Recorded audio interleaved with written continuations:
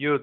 According to Henry James, it is the joy of a bird that has just hatched from its egg and eagerly waits to spread its wings high in the open sky of freedom and hope. In our nation, India, where we have more than half of the nation's population, that is 600 million or 60 crores, are in the age group of 15 years to 29 years, that is youth. This number is equal to the population of the USA and Western Europe combinedly. Is not it amazing? But a big question arises: how many of us are really useful for the nation?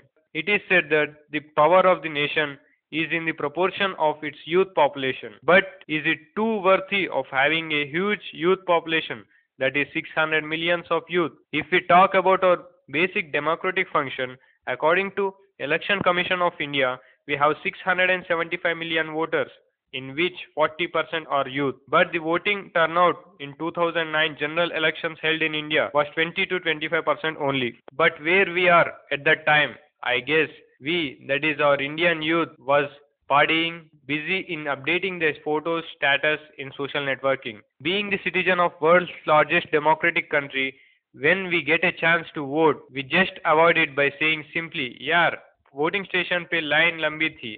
But this queue does not matter for us when we are standing for the sake of a movie ticket in a multiplex. Here, remember once, friends, if we do not vote, we don't have any right to say anything about the government. I have always seen youth eagerly talking about corruption and corrupted politicians. Even I do.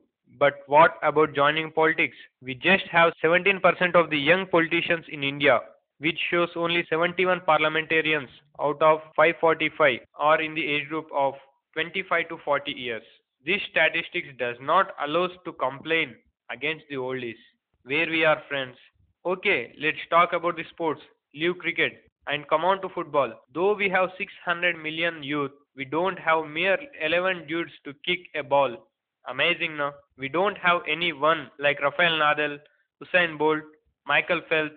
So where we are, 600 million dudes, and what we are doing, man? ये है यंगिस्तान मेरी जान. No, ये है adjustistan मेरी जान. We are the world's most adjustable guys.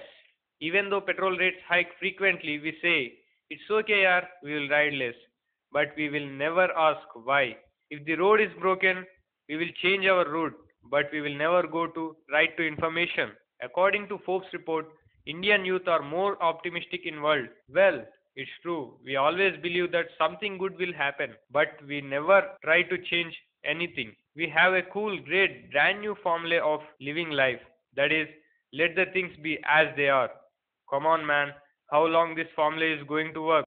The main dilemma with our Indian youth is that we always think about money. It's true, but money does not matter always. We should also think for our nation.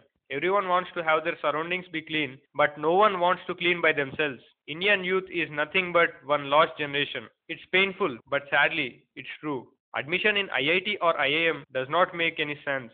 We are not even loyal to our country, as even after studying in such premier institutes, we indulge in nothing but a brain drain, all this in a bid to make a future a secure and safer one. Majority of Indian youngsters are on their toes to get themselves enrolled in the IITs or in the IIMs.